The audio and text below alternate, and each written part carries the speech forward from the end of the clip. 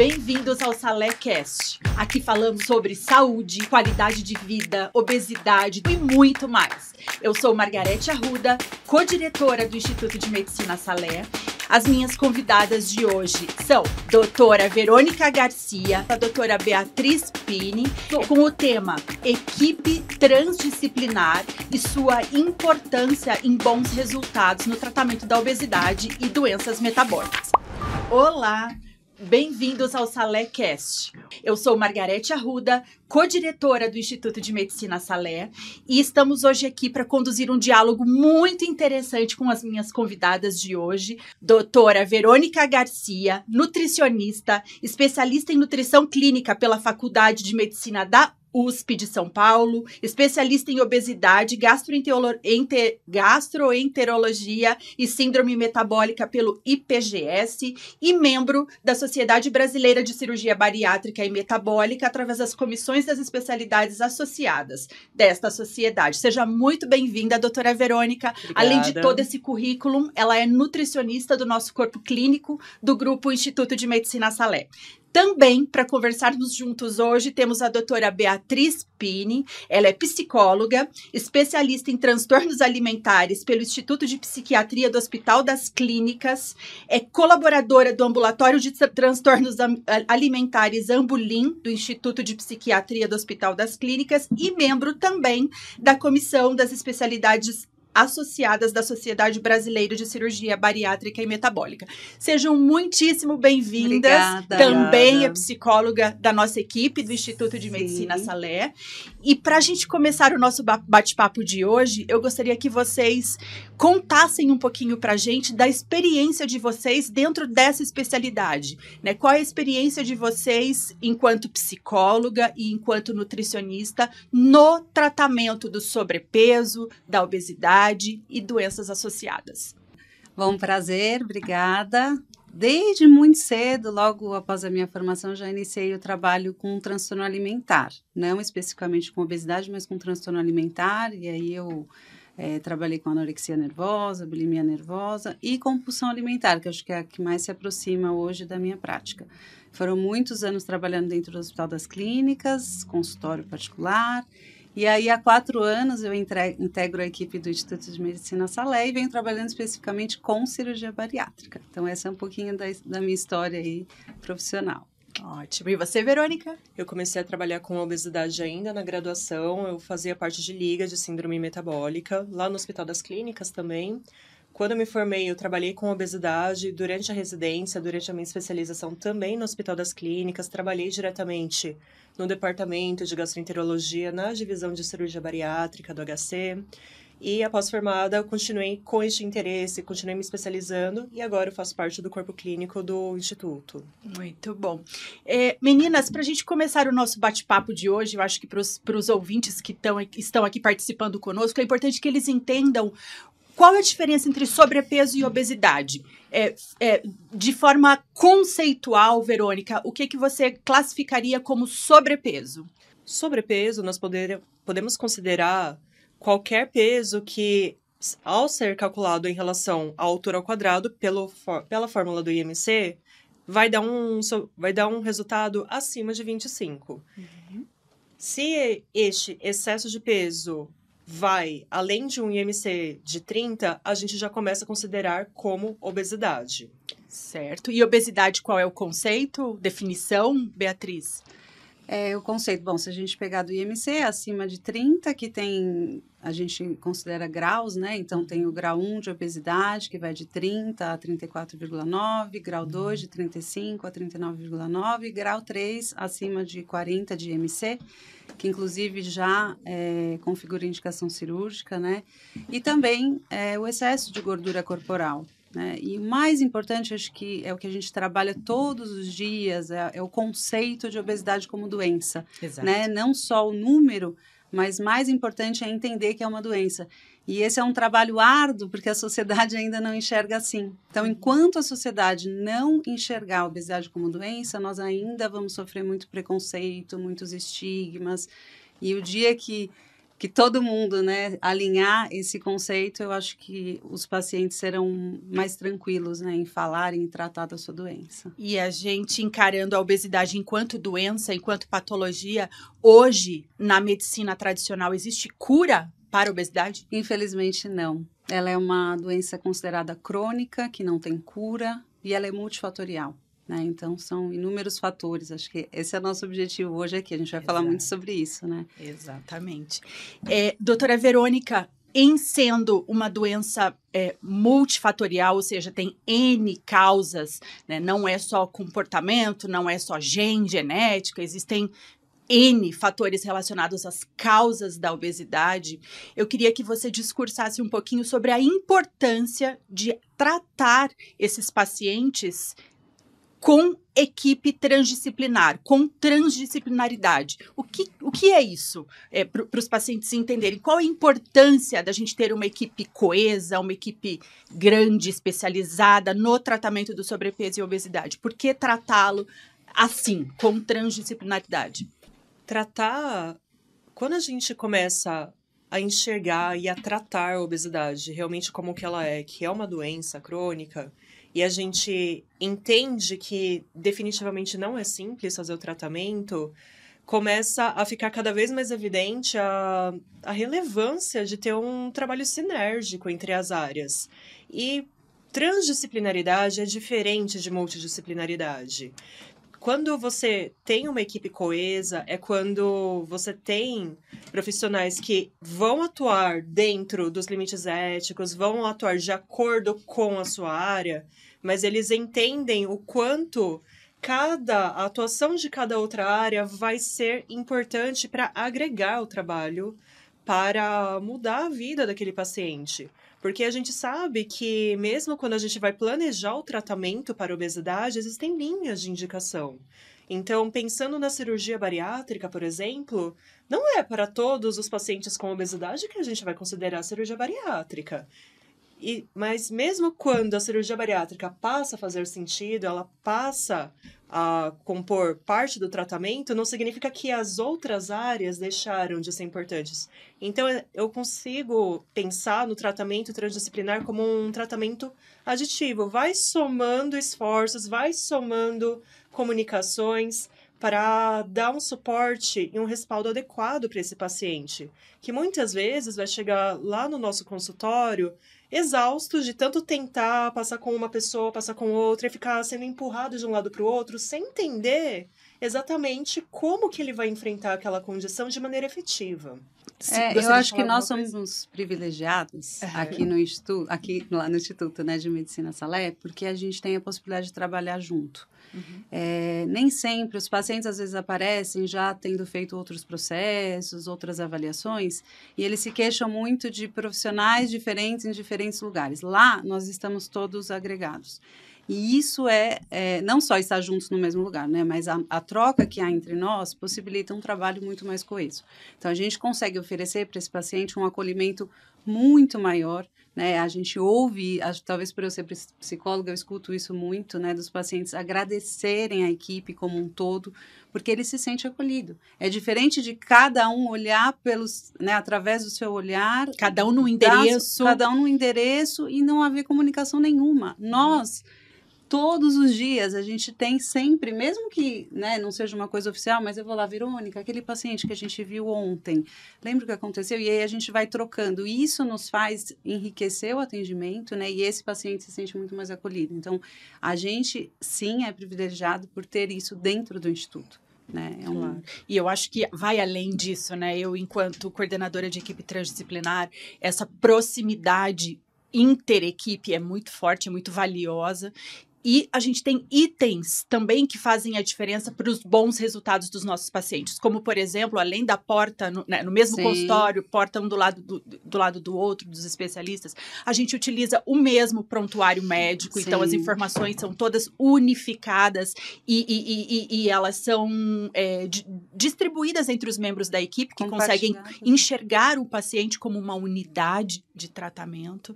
Né? A gente consegue enxergar os exames e otimizar melhora aí a economia para não ficar repetindo muitos exames. E um ponto importante são os protocolos que a gente já tem muito bem estabelecidos, desenhados, né, dentro da equipe. Então, isso também faz muita diferença.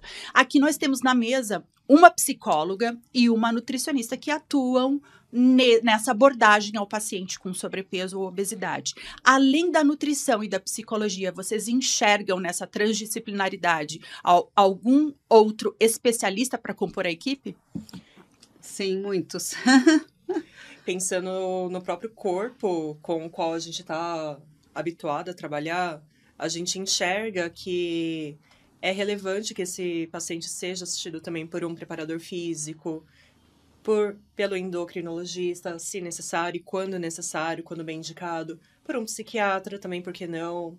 Acho que a Beatriz pode explicar até melhor do que eu. Existem situações em que faz sentido ter esse auxílio adicional também. Sim, alguns pacientes vão ter necessidade de ser avaliados por um psiquiatra e muitas vezes fazer o acompanhamento psiquiátrico. Então, o psiquiatra na equipe é sim fundamental. Já de partida, né, alguns transtornos vão exigir esse acompanhamento e também, às vezes, o desenrolar do tratamento exige, né, porque são muitas mudanças, então é uma área que a gente tem que estar sempre atento no tratamento também, né, não só no pré. Vocês não mencionaram aqui dentro desses especialistas o cirurgião. Qual a importância? É o básico. Desculpa, chefe. Qual a importância deles, né, dentro de uma equipe de abordagem ou de tratamento ou de estratégias terapêuticas para obesidade e doenças metabólicas? O cirurgião, ele é importantíssimo. A questão, às vezes, o paciente enxerga a cirurgia bariátrica como se fosse o cirurgião. Uhum. Né? Então, ele vem muito com esse estigma. Eu vou procurar cirurgia, eu quero o cirurgião, quero fazer a minha cirurgia, né? E, na verdade, a cirurgia, a gente fala que é o ponto de partida. Lógico que um pouquinho antes da cirurgia, as coisas já começam a mudar. Mas ela é uma ferramenta inicial. Eu falo que ela é a ferramenta, acho que mais robusta, né, que a gente tem no tratamento da obesidade, mas ela é o início, ela é o ponto de partida para um tratamento que será ao longo da vida toda, né? Então, não existe um momento que nós vamos dizer, pronto, acabou, você chegou na sua meta, não precisa fazer mais nada, agora é só seguir. Não, a vida inteira esse paciente tem que ter um acompanhamento e com esses profissionais, quase todos, né, esses que nós citamos. Tá? Quando você fala que a cirurgia é o ponto de partida ou é o início, me preocupa um pouquinho o caminho que esse paciente, quando ele entra, né, nesse assunto, cirurgia bariátrica, ele já com certeza caminhou aí por um trajeto tortuoso, difícil. Sim. Né? Isso depois de decidido, né? Eu digo, e aí é a minha pergunta para a doutora Verônica.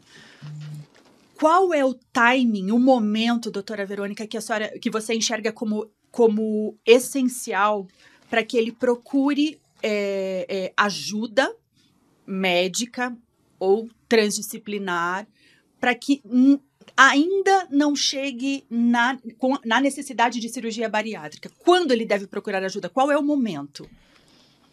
Eu diria que a pessoa, a partir do momento em que ela está observando uma oscilação do peso para cima, mesmo que a pessoa em casa consiga fazer o cálculo do IMC, ainda não atravessou essas fronteiras do IMC de 25, que já está configurando um sobrepeso, ou mesmo do IMC de 30, que está configurando a obesidade, convém para qualquer pessoa estar atenta se está apresentando algum ganho de peso rapidamente, para já começar a procurar auxílio.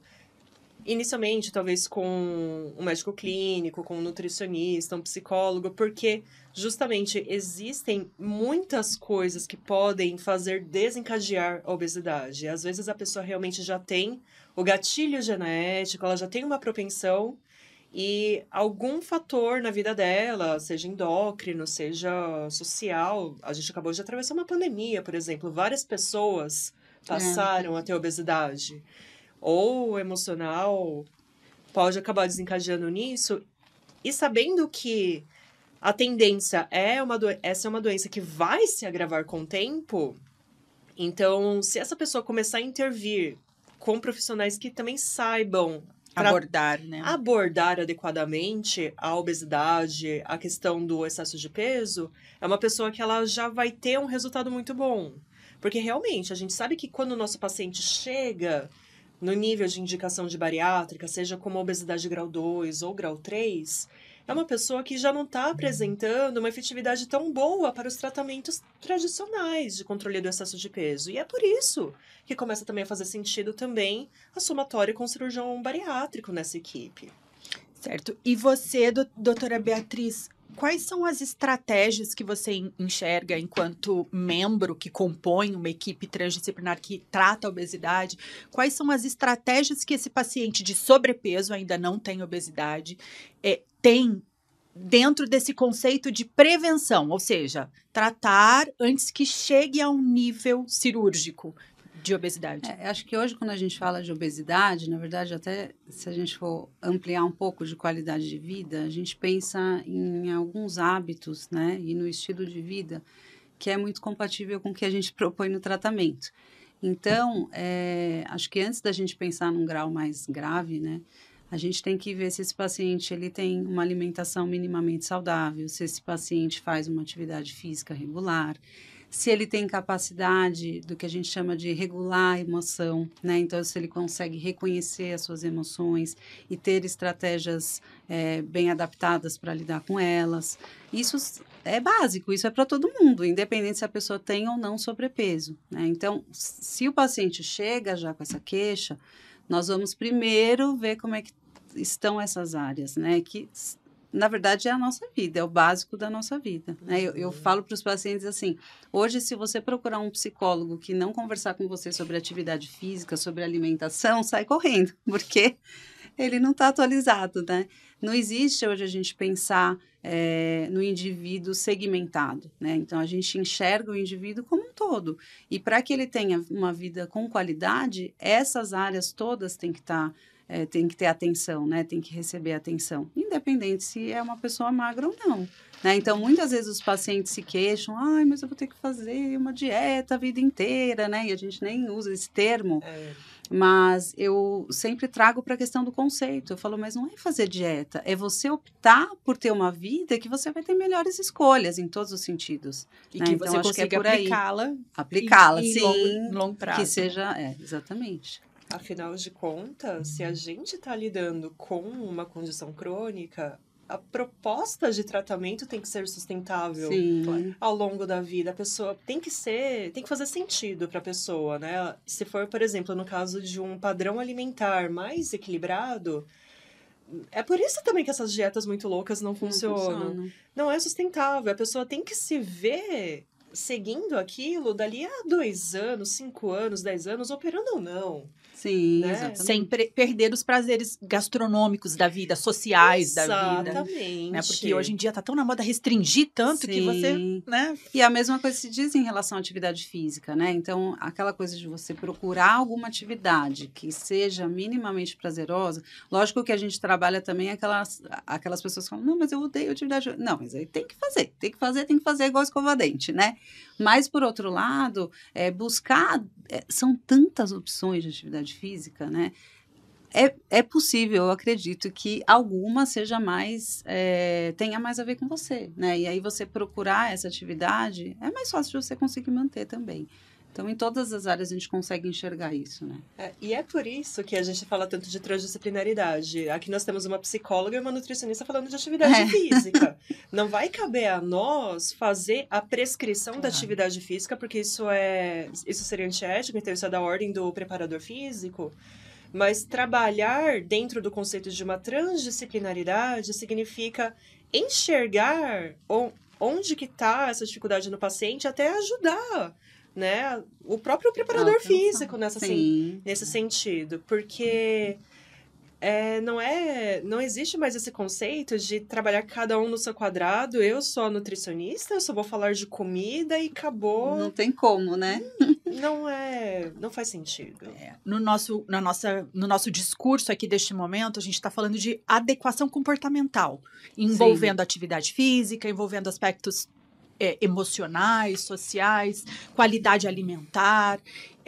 Para esse paciente também que ainda não atingiu um nível cirúrgico de obesidade, vocês enxergam como uma ferramenta, uma estratégia talvez interessante o balão intragástrico e talvez algumas medicações? Sim. Sim. Sim. São ferramentas também, né? Sim. Porque, assim, uma das coisas que acontece é que as pessoas, às vezes, elas tentam algumas mudanças e não vem resultado, né? E a falta do resultado faz com que elas desanimem muito rápido. E a tendência é que elas voltem àquele padrão anterior. Então, essas ferramentas, né, lógico que com a indicação médica, elas ajudam, fazem com que o paciente consiga acelerar um pouco os resultados, e isso a gente sabe que é motivador. Uhum. Então, são ferramentas, quando indicadas, muito bem-vindas. E quando bem indicadas também. Porque mesmo para as medicações, mesmo para os balões, existem linhas de indicação. Acho que é muito importante a gente também ter muita assertividade na hora que a gente planeja o tratamento do nosso paciente, de entender que a ideia não é pegar todas as opções possíveis e tentar todas de uma vez. Tem que fazer sentido para o paciente, tem que se adequar na rotina dele. Às vezes, o paciente até tem indicação para certa estratégia, mas ele não se sente adequado para isso, então pode-se fazer outro tipo de tratamento enquanto isso. Então, são estratégias excelentes e é muito gratificante saber que o nível de tecnologia, o nível de avanço na medicina tá a tal ponto que a gente tem mais de uma opção para oferecer para esse paciente. Então, agora a gente tem tanto o balão intragástrico quanto o balão deglutível, que é uma super novidade no mercado. Então, são formas novas também de dar o suporte para esse paciente, levando em consideração sempre todas as outras partes, né? Porque ter a parte do tratamento enquanto algo sustentável, que essa pessoa vai levar para a vida, ainda continua sendo a base do tratamento. Sem dúvida. Aliar aí uma boa tecnologia. Hoje em dia a gente tem balões, como você mencionou, já deglutíveis que não demandam anestesia, não demandam endoscopia, né? São feitos no próprio consultório. Então a gente alia evolução tecnológica de bons devices, né? Com adequações comportamentais, com uma equipe transdisciplinar enraizada, forte. Ok, entrando agora em perfis de pacientes cirúrgicos, né, que atingiram já um IMC de 35 ou mais, uma obesidade grau 2 ou grau 3.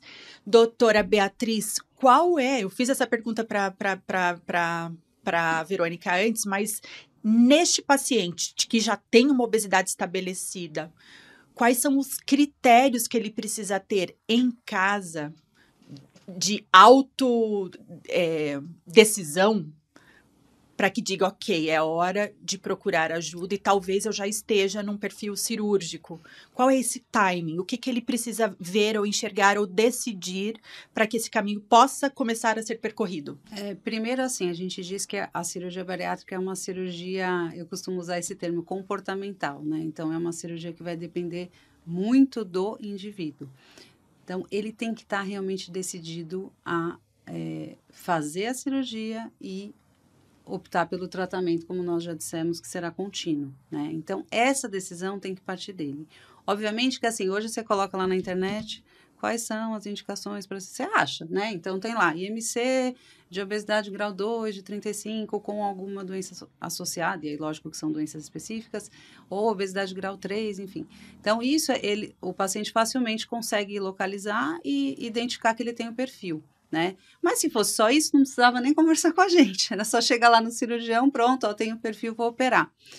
Vai muito além, né? Então, muitos vêm, às vezes, por indicação médica, já foram no endocrinologista, já fizeram uma série de tratamentos clínicos, tem uma obesidade refratária, que a gente chama, que é aquela obesidade que não responde mais aos tratamentos tradicionais, e aí tem a indicação. Se esse paciente não entender que ele vai ter que participar muito do processo, é porque ainda não está na hora. Mesmo que ele tenha ali o IMC de indicação, né? Então, todo esse preparo que nós fazemos, quando orientamos, quando conversamos, quando avaliamos o paciente, é extremamente importante, porque ele vai ter que ser, a gente fala que o maior responsável, né? O conceito de autorresponsabilidade é ele mesmo, né? Pelo sucesso em relação aos resultados, quanto principalmente pela manutenção dos resultados. E qual é o peso da família, do apoio familiar num paciente que já tomou a decisão e já quer se tratar? Importantíssimo, né? Nem deixei você terminar. Importantíssimo, porque a família, primeiro que nós vivemos, né, normalmente, às vezes tem um paciente ou outro que não, mas normalmente num ambiente familiar, mesmo que não na mesma casa, né? Mas temos ali a nossa rede de apoio, seja família, às vezes amigos, né? Às vezes são pacientes que moram sozinhos, que a família, sei lá, mora longe, mas tem sempre aquela rede, né? Se essa rede não está junto, é muito mais difícil para ele conseguir, tanto no início, né, que logo depois da cirurgia, com todas as dietas bastante restritivas, todo o estresse cirúrgico, mas eu penso mais longe, eu penso na manutenção, né? Então, dentro da família, se não houver uma concordância com essa mudança de hábitos, que é interessante para todo mundo, independente se tiver ou não obesidade ou sobrepeso, é muito mais difícil. Esse prognóstico, né, é muito pior para o paciente, em termos de manutenção mesmo da saúde dele. Então, é importante tanto no início, na tomada de decisão, no apoio, para ele se sentir seguro, quanto ao longo da vida, para que isso seja mantido, né? Doutora Verônica, e em sendo uma ferramenta tão forte e eficaz a cirurgia bariátrica para esse perfil de paciente, por que adequar a alimentação antes de operar, se ele sabe que a cirurgia em si, teoricamente, vai resolver a questão dele? Por que mexer no comportamento alimentar em pré-operatório, ou seja, antes de operar? Acho que colocando de uma maneira muito, muito sucinta, que a ideia toda não é a pessoa operar para ela comer menos do mesmo. A ideia é ela regrar comportamento alimentar, hábitos alimentares. E o nosso olhar, enquanto equipe, não é só para o peso da pessoa. A gente está olhando para a saúde. A gente não se presta a operar ninguém, enquanto equipe, para a pessoa ficar perdendo peso indiscriminadamente. A gente quer que isso aconteça de uma maneira adequada, né? Até porque a gente sabe muito bem que a obesidade em si não é necessariamente só excesso de peso, é excesso de gordura corporal. Então, para essa pessoa perder músculo, por exemplo, não vai ser necessariamente uma perda de peso saudável. E aí o que acontece? É rotina da equipe de nutrição já olhar para esse paciente desde o pré-operatório, para olhar para vários marcadores de estilo de vida desse paciente e ver como que está o comportamento alimentar dele. Não só por uma questão de trazer à tona de que existem certos comportamentos fundamentais para ele ter qualidade de vida e ele não ter um choque de realidade após a cirurgia, como para ele também já começar a incorporar isso desde já, porque isso também é uma forma de tratamento da obesidade desde o pré-operatório, né? Porque o que é uma coisa que é muito comum é o paciente que chega para o cirurgião falar, olha, você precisa perder um pouco de peso antes da cirurgia. E aí, se a pessoa não mudar nada, ou às vezes até fazer uma despedida, é capaz da pessoa ganhar peso e não conseguir fazer a cirurgia naquele momento. Então, o trabalho da obesidade tem que começar desde antes da cirurgia, né? E isso passa inequivocamente pelo monitoramento do comportamento alimentar, pelo monitoramento de como que tá a relação desse paciente com a comida. Às vezes a gente pega pacientes que fizeram tanta dieta na vida que não comem, eles só comem uma vez ao dia, 2 vezes ao dia, praticamente vivem em jejum intermitente, pulam refeições, e a gente sabe que isso vai ser trágico para ele no pós-operatório. E já seguindo por essa linha de resposta, quais são de forma resumida, obviamente, quais são as metas e estratégias terapêuticas ou nutricionais que você aborda em pré-operatório com esses pacientes? Uma coisa que eu acabo usando para avaliar o paciente, eu já acabo explicando isso dentro de um contexto de estilo de vida, é para o paciente desacelerar um pouquinho, colocar o pé no breque e parar para pensar não só no que ele está comendo, mas na forma que ele está comendo. Então, uma das metas que eu mais começo a trabalhar com esse paciente desde o pré-operatório é: você precisa comer mais devagar. Você precisa prestar atenção no que está fazendo. Nós temos hoje, principalmente de pós-pandemia, um volume muito grande de pacientes que trabalham em modo híbrido ou home office. É um clássico desses pacientes comer em frente à tela do computador. E a gente sabe que a pessoa está comendo distraída, ela não está mastigando direito, às vezes ela nem percebe o que ela está comendo. Isso é um hábito que, para ele, enquanto bariátrico, vai ser muito ruim, porque ele vai ficar propenso ao entalo. Na verdade, isso é trágico para qualquer pessoa, mas para o bariátrico é ainda mais complicado.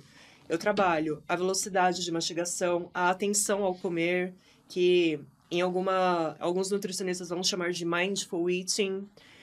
Eu vou trabalhar a importância do fracionamento das refeições, da pessoa criar horários regulares para ela se alimentar. E vou trabalhar também a importância da hidratação. Porque... vai muito além da contagem de calorias, né?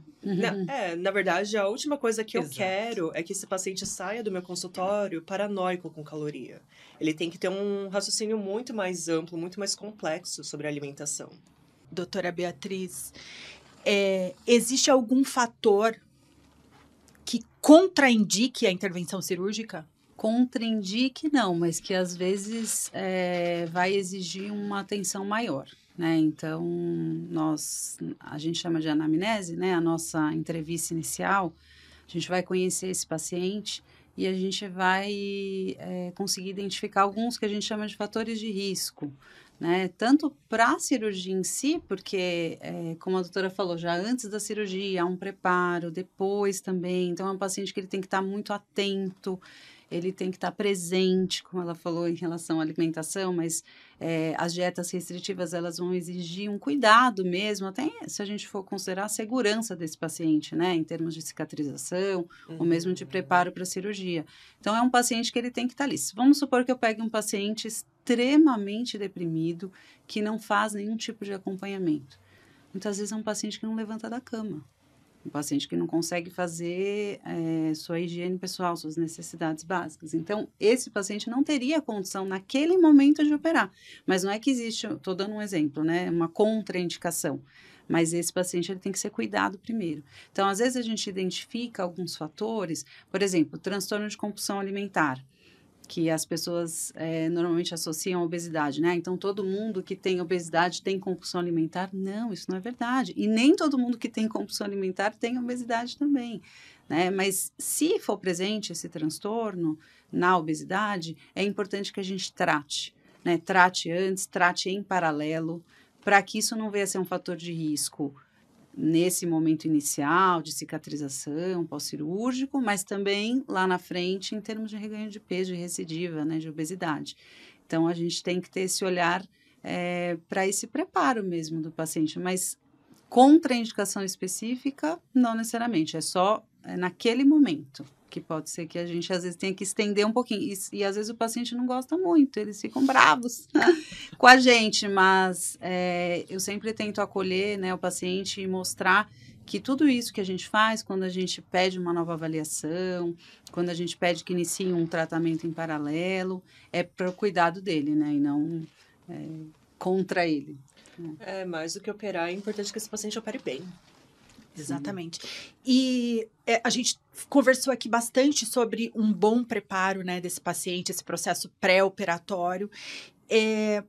Com relação aos resultados pós-operatórios, o que vocês consideram como bom resultado cirúrgico para esses pacientes?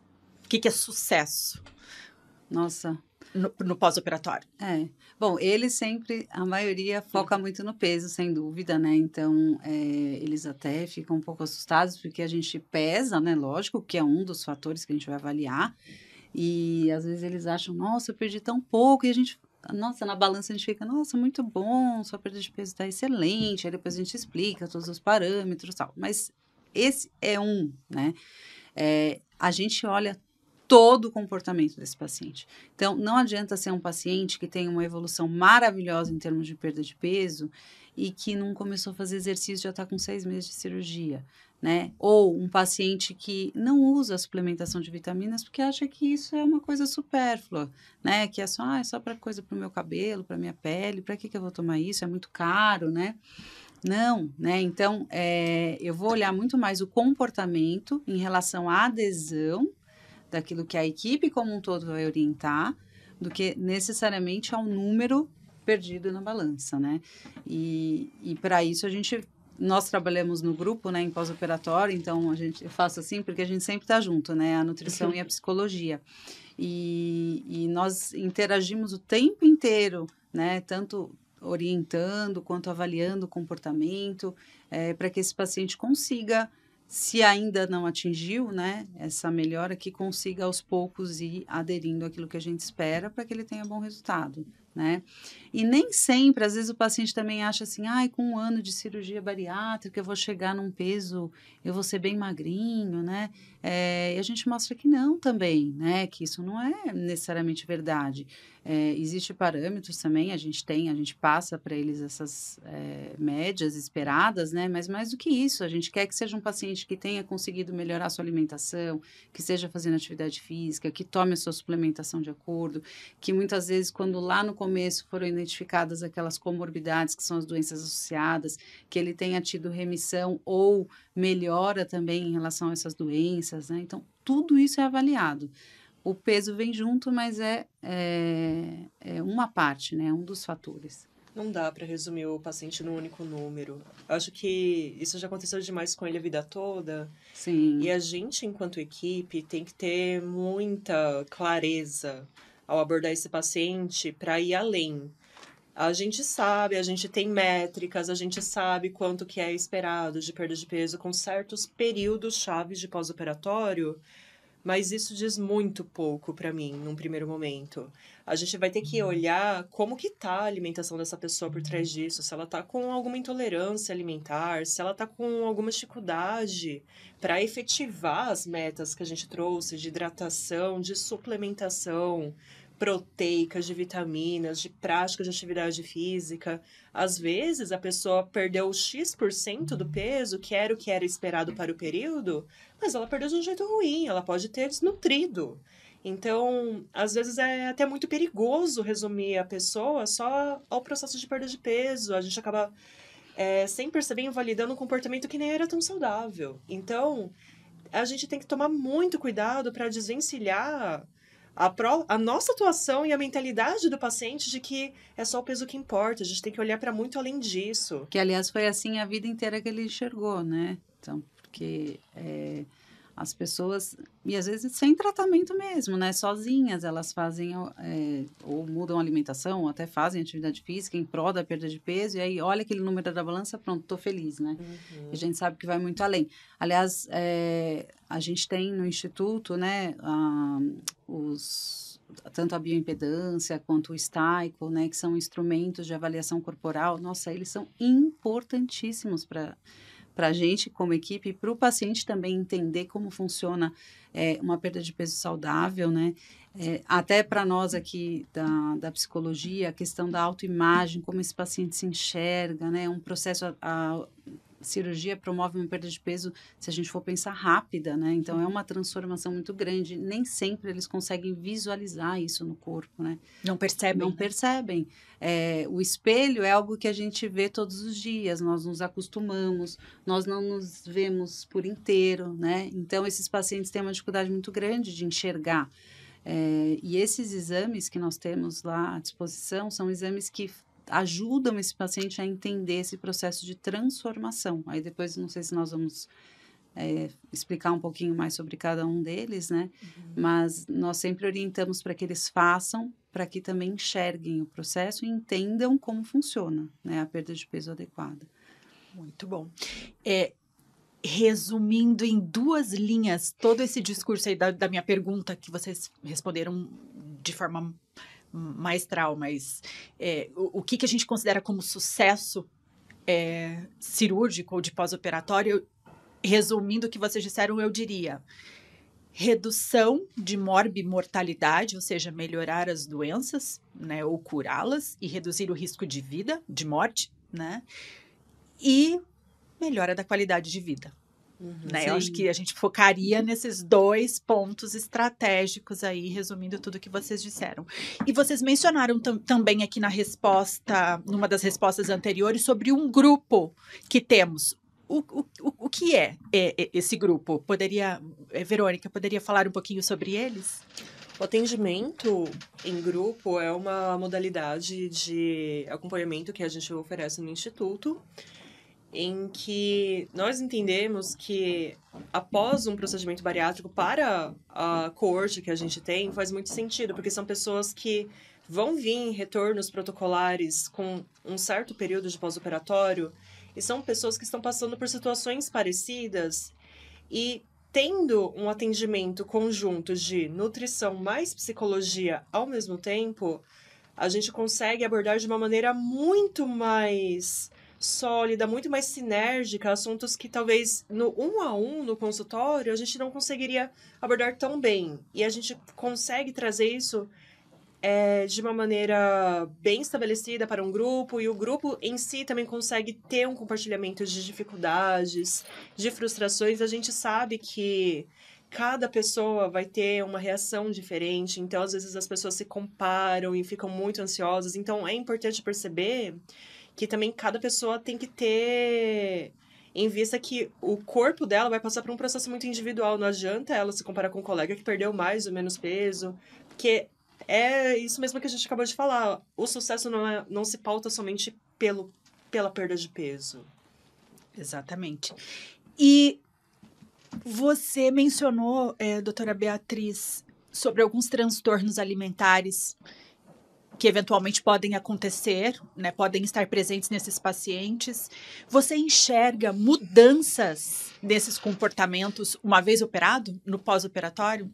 Quais são as alterações ou as modificações positivas e negativas, se houver, que você enxerga num paciente operado, sob o ponto de vista, sob a ótica psicológica, emocional? Sim. A cirurgia ela é uma ferramenta... como eu falei, eu gosto de usar essa palavra robusta, porque eu acho que ela é forte mesmo, né? Ela tem uma atuação aí sobre a diminuição do hormônio da fome, então é um paciente que vai sentir menos fome física, é um paciente que vai ter a saciedade aumentada, então a ferramenta em si já vai ajudá-lo a ter mais controle, né? Então, partindo daí, a gente já sabe que vai ajudar bastante. Mas... obviamente que os transtornos psiquiátricos também, né, e o transtorno, por exemplo, como eu falei, de compulsão alimentar é um transtorno psiquiátrico, eles também são multifatoriais.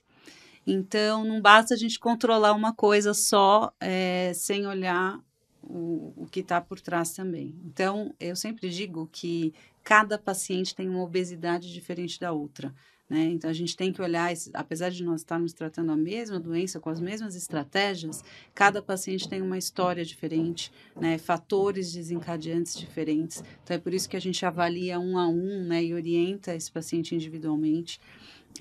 E nós temos que ver isso, né? Quer dizer, o que além da questão do descontrole alimentar, levava a esses possíveis exageros, por exemplo, no caso da compulsão.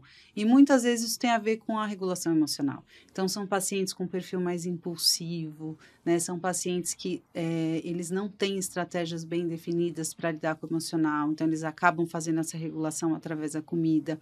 E geralmente são alimentos, né? A busca por alimentos que a gente chama de altamente palatáveis, ricos em açúcar, em gordura, carboidratos. Então, se não houver, né, não só a cirurgia, mas todo um acompanhamento e uma orientação em paralelo, é muito difícil que ele consiga se conter mesmo reduzindo as quantidades, porque ele pode reduzir as quantidades, mas ele pode começar o que a gente chama do beliscar, né? Então, mudar um pouco o foco. Antes ele tinha exageros num período de tempo curto e ele pode começar a ter exageros mais ali parcelados, né? Por isso, nós temos que ter atenção durante todo o processo. Não adianta só avaliá-lo em pré e depois não acompanhar. A cirurgia em si não vai curar. Não existe cura também, assim como a gente falou para a obesidade, né? Para os transtornos psiquiátricos. A gente também trabalha com o conceito de remissão de sintomas e com a possibilidade até de voltar, né? Em linhas gerais, e considerando a maior parte do público operado, e a gente já tem mais de 15 mil pacientes operados no Instituto de Medicina Salé, como você enxerga esse paciente operado? A maioria deles, né? Obviamente, a gente não leva aqui em consideração os que têm, eventualmente, né, doenças psiquiátricas e psicológicas mais importantes. Mas você enxerga melhora na qualidade de vida, alteração de forma positiva na libido, no casamento, nas relações interpessoais, na presença e melhores resultados e entregas no trabalho, né, nas atividades laborais? Como você enxerga esse paciente um ano depois, por exemplo, de uma cirurgia bariátrica?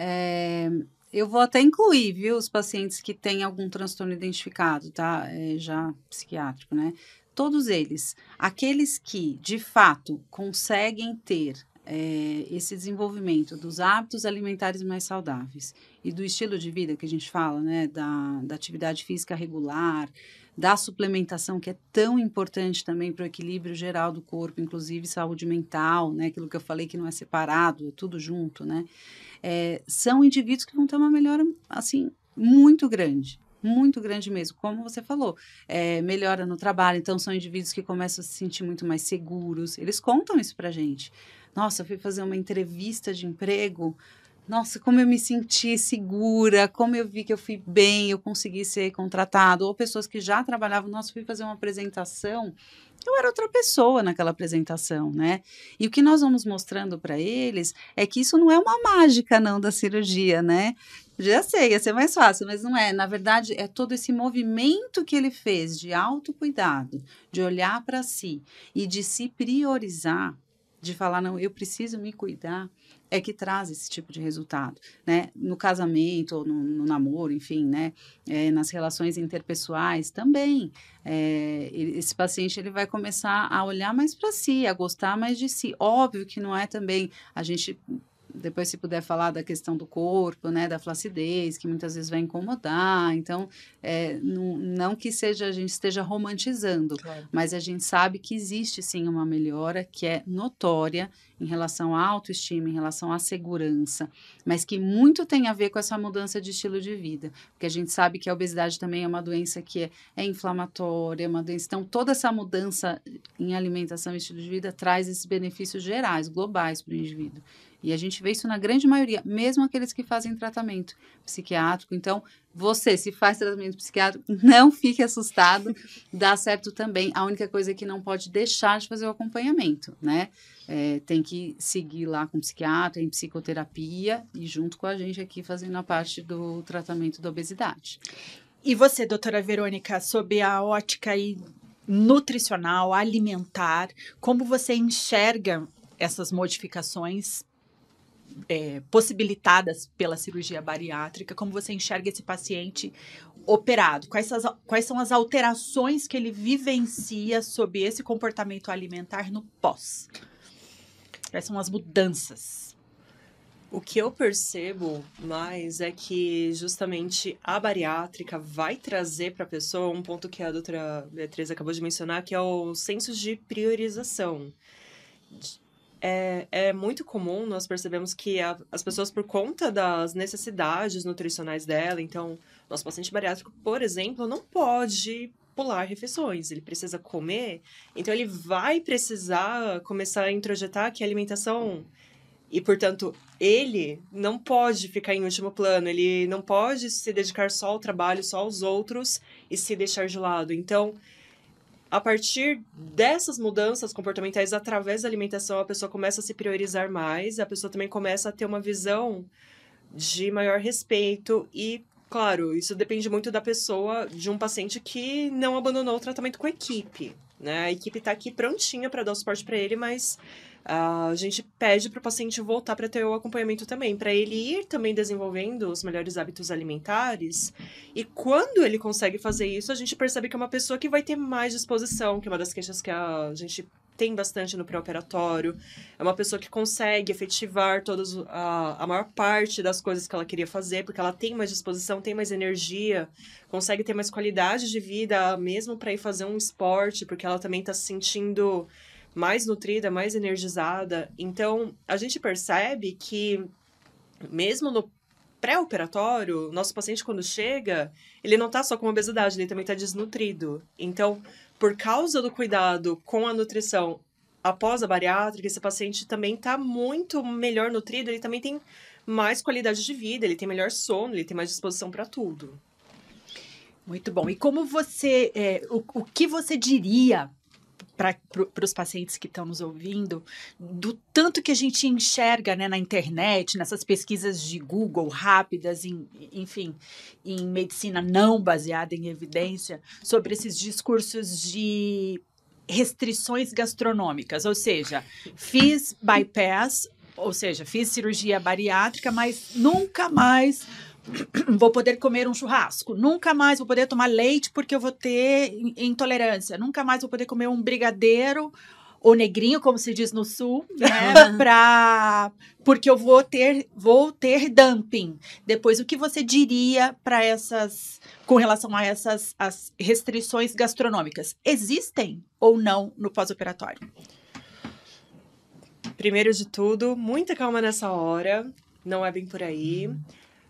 Não há por que proibirmos nada do seu plano alimentar. Isso após, resguardando-se o período de adaptação da dieta pós-operatório, que a gente está mirando mais numa questão de cicatrização do estômago. A partir do momento que o paciente está com uma dieta geral, é um paciente que, a não ser por uma questão de alergia ou de doença específica, vai poder comer de tudo. O que a gente vai perceber na prática é que existem graus diferentes de sensibilidade de uma pessoa para outra. Então, tem gente que talvez temporariamente não vai conseguir ter uma digestibilidade tão boa para um ou outro alimento, ou vai perceber que certos alimentos tendem a causar sintomas de dumping. Então, se esse é o seu caso, entenda que isso é uma questão particular sua, não é todo paciente bariátrico que é propenso a desenvolver sintomas de dumping.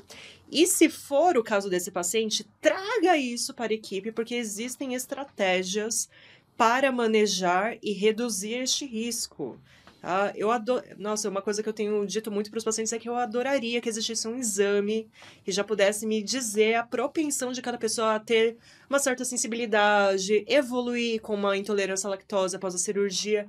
Mas a gente não pode dizer para um paciente num pré-operatório que vai acontecer isso. Isso é cruel, na verdade. Bariátrica não é castigo, a pessoa vai poder comer de tudo. Exato. E se acontecer alguma particularidade no tratamento do caso que leve a pessoa a ter que restringir algum alimento, isso vai ser feito de maneira individual, assim como a gente faria mesmo no pré-operatório. Então, é muito da individualidade do paciente. Bariátrico não pode ser tratado como todo mundo do mesmo jeito, né? Tem que tomar muito cuidado com esse discurso restritivo, porque não faz sentido, não existe respaldo para isso. Dá sim para manejar com muita qualidade de vida e sem prejudicar o manejo de peso desse paciente. Ou seja, os prazeres gastronômicos podem e devem ser mantidos, obedecendo ali uma harmonia alimentar, né? Fazendo boas escolhas, exatamente, quantidades adequadas, frequência que é exposto àquele tipo de alimento, né? Então, sim, é possível. E com relação ao temido reganho de peso. Isso ocorre, é possível no paciente operado? Sim. Que tem ali um estômago cortado, reduzido de tamanho. Isso existe? Sim. Sim, pode ocorrer. Normalmente a gente vai falar em reganho de peso ou recidiva da obesidade após o 2º ano de cirurgia.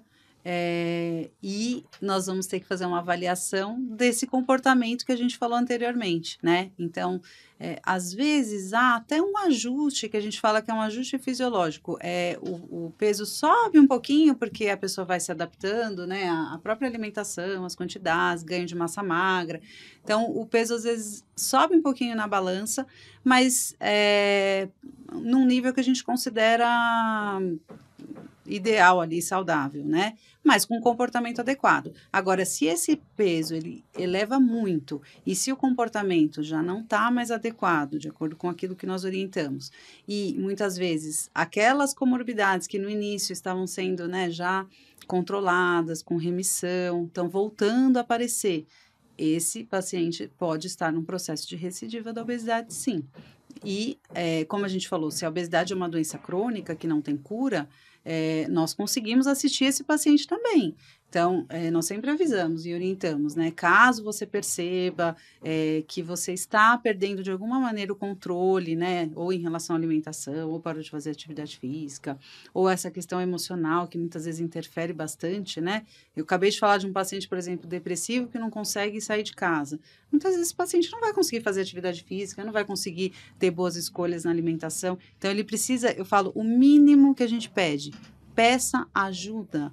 Percebeu que não está conseguindo mais ter aquele comportamento que foi orientado lá no início, peça ajuda, porque mesmo que ainda seja, né, o comecinho ali de um reganho de peso, da recidiva, a gente consegue reverter, consegue ajudar, a sua cirurgia não será perdida, então uma vez que você fez a sua cirurgia bariátrica, ela vai estar ali, a ferramenta pode ser sim recuperada, né, a ação daquela ferramenta, só que a gente muitas vezes vai precisar ajudar, né, esse paciente sozinho não vai conseguir, então... Cabe apontar aqui que não se dá alta para o paciente bariátrico. É claro que num primeiro ano, pós-operatório, faz sentido a equipe ter um contato mais próximo com esse paciente, porque ele está num processo mais intenso de mudança, incorporação de hábitos, mas a gente está lidando com uma pessoa que tem uma doença crônica e que também tem particularidades e necessidades de saúde em função da bariátrica. A ideia após um ano, existia ainda um contato, embora mais pontual, com a equipe, mas esse paciente não abandonar o tratamento.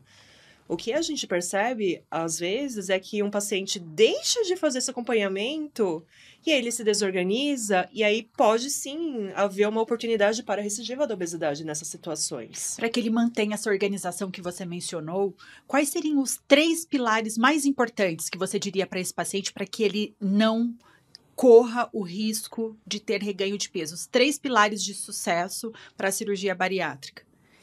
Eu diria bons hábitos alimentares, Sim. atividade física regular, uso de suplementos nutricionais adequados e talvez um quarto aqui, retornos programados com a equipe. E aí eu falo que a saúde emocional, ela permeia tudo isso, né? Porque ela tem a mesa por cima você sabe que, por exemplo, eu já ouvi pacientes falando assim, eu ouvi dizer que cirurgia bariátrica dá depressão.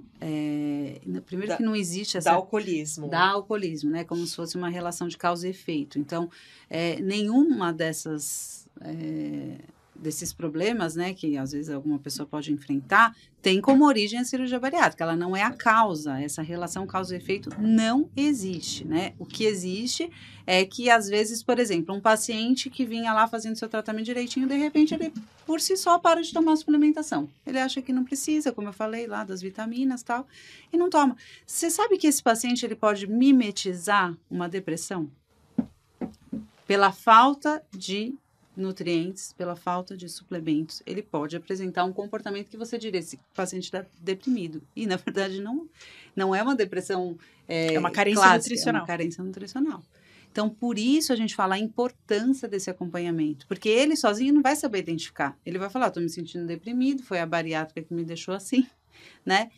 Então, aquela autorresponsabilidade que eu falei no começo, né, é de extrema importância. Você entender que vai para uma cirurgia, mas que vai depender de você, tanto ter o sucesso quanto, né, a manutenção desses resultados e principalmente da saúde, é fundamental. E nós, eu falo que sempre estaremos lá junto, né? Mas a pessoa tem que entender isso, porque se ela abandonar, né, qualquer um desses pilares aí que nós falamos, certamente alguns problemas vão aparecer. E aí não são decorrentes da cirurgia, mas são decorrentes do abandono, né? Para finalizar, então, doutora Beatriz e doutora Verônica, o que vocês diriam aos pacientes que estão nos assistindo ali, aqueles que desejam ou têm vontade ou curiosidade de saber o que é a cirurgia bariátrica ou o tratamento da obesidade, mesmo que não cirúrgico, e aqueles já operados ou já em tratamento, o que vocês diriam para eles sob a ótica de um psicólogo e de uma nutricionista? Por favor, a câmera é de vocês. Começando com você. Bom, eu vou trazer um pouquinho de algumas coisas que eu já disse, né? Acho que começar pelo conceito, então entender que é um tratamento, obesidade é uma doença, né? Lógico que a gente falou aí do sobrepeso e tal, mas isso pode ser, né, o início de um processo de ganho de peso. Então, entender que é uma doença, acho que já muda muita coisa, porque aí você tem que optar por um tratamento mesmo. É uma doença que não tem cura, então tem que ser um tratamento para o resto da vida, né? E entender que se a indicação for cirúrgica, né, nós estaremos junto na sua vida, né? Outro dia a paciente falou, doutora, quanto que eu vou te ver de novo? Eu falei, pro resto da vida. Enquanto a gente estiver aqui, nós vamos estar junto, né? Então, os pacientes, às vezes, que tratam a obesidade se sentem muito sozinhos, né? Na história de vida deles, toda a nossa sociedade, que é sim gordofóbica, que tem muito estigma. Então, são pacientes que já vêm muito fragilizados, né? Então, eu convido você que percebe ou que já tem a doença obesidade ou que está tendo algum descontrole em relação ao ganho de peso, eu convido a procurar, né, a nossa equipe para uma avaliação, a entender melhor o nosso trabalho, né? E é por isso que a gente faz o que a gente está fazendo hoje, divulgar a informação, para que você seja acolhido, né? E para que a gente possa propor o melhor tratamento dentro da nossa especialidade. E você, doutora Verônica? Querido paciente,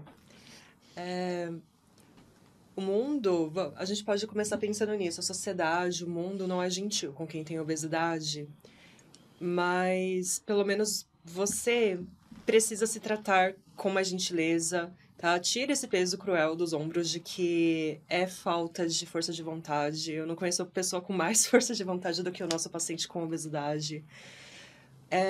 Entenda que é uma questão de você vir pedir ajuda para uma equipe especializada que esteja apta para isso e também ser gentil consigo no processo. Hábitos levam muito tempo para serem incorporados. Hábitos sejam alimentares, de prática de atividade física, dá muito esforço, tá? Leva trabalho pra caramba fazer isso. Não é somente em 21 dias que você vai mudar um hábito.